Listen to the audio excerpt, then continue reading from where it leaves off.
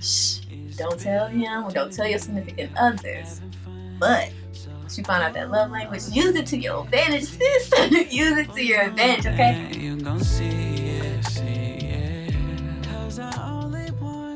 Hey guys, it's Brittany Williams. And I'm Darryl Williams, and together we are the Williams family. All right, let's go back to the beginning of when we actually first started dating. It's quite a while ago. It's a kind of complicated story. So we actually met back in high school at a track meet in 2008. I wasn't paying him no attention. She's lying. I wasn't paying you any attention. It's kind of how that went back in high school. We kind of parted ways. Didn't really think about each other, but we knew of each other for a while. So years later, she ran track. At colleges not too far from each other, maybe 30 minutes or so. Yeah. And it was actually the year we were graduating from college, about to leave our college towns and go on with our lives, that, he shot his shot, You could say that. So that was actually 2013. Yes. And since then, we've been kicking it. We've been rocking it. You've been my shadow, my sidekick, you name it since then. So our family is growing. No, I'm not pregnant right now. Not yet anyways. But we do have two beautiful little girls. We have our oldest, whose name is Noelle, and then we have our youngest, who's only a year and a half, but acts like she's 10 or so already, and her name is Sage. She's not necessarily a fitness influencer. So I wouldn't label myself that. She's more so lifestyle. I'm definitely in that fitness influencer box, though. He's going to check that box off for the gym every day. Every day. Yeah. I'll skip it. Give me Starbucks. You skipped today. I did skip today. It was a busy day. But, I'll be there tomorrow. Literally anything we're talking about between us, it has a lot to do with communication. Because I understand she's at home with the kids. So as soon as I walk through the door, it's like, all right, your turn.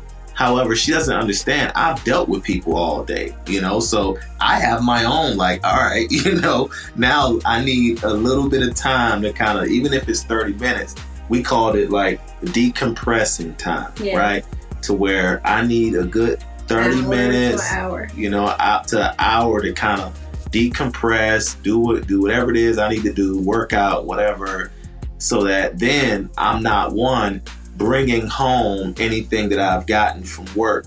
If I've gotten yelled at work, or I've yelled at somebody else, I'm not bringing that same energy. As soon as I go from interacting with one person to interacting with my wife, I'm giving her the same energy I've given this other individual. So when she allowed that, I needed a hug as well.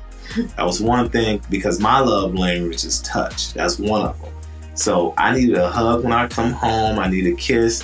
And that kind of let me drop my guard, because I'm used to dealing with it. I'm not hugging nobody at work. I'm in the military. We're not hugging. So I'm used to, a certain... You darn sure ain't kissing nobody. So. Yeah, so, I come home, that helped me calm the Hulk, Yeah, that's what we would refer to him as after the military. He's Hulk, and I need to calm him down with a little hug and a kiss. And it...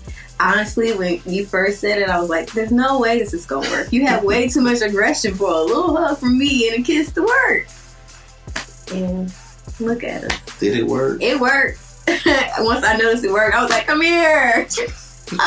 We're talking about love language. That's a very big one. That, to me, rolls right into that communication foundation key that we talked about. That's a secret. I'm telling you, communication is a secret. I tell her everything. Sometimes she don't like it. Sometimes she do. But she always respects it. And she'd rather me tell her than to not tell her. So communication is number one. So eventually, after we were together for a while, obviously we had beginner couple type, issues. And she actually came to me with the whole love language thing. I don't know what the heck she was talking about. I'm like, I don't know. What do you mean love language? She's like, how do you receive your love? I'm like, what are you talking about?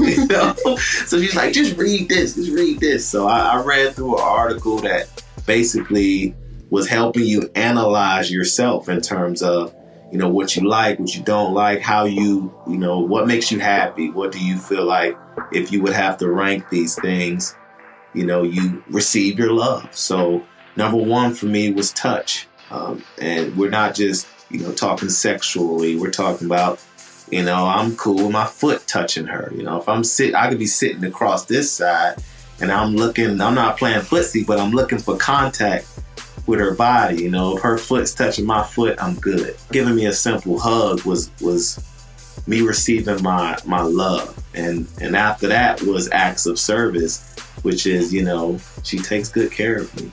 And that's how I know, I'm loved. Don't tell him or don't tell your significant others. But once you find out that love language, use it to your advantage, sis. Use it to your advantage, okay? Because once I found out that physical wasn't, doing everything that you think you don't want to do, and it was just a hug, I was like, this is a win. So since I've learned that, I've definitely learned to use my acknowledge to my power, in my benefit. Thanks for telling me. I know now. He didn't hear that. He didn't hear that. It's a simple Google. It is a simple Google. A simple Google can tell you so much about not only yourself, about the people you care about, because your love language isn't necessarily just how you receive love, but how you also give love.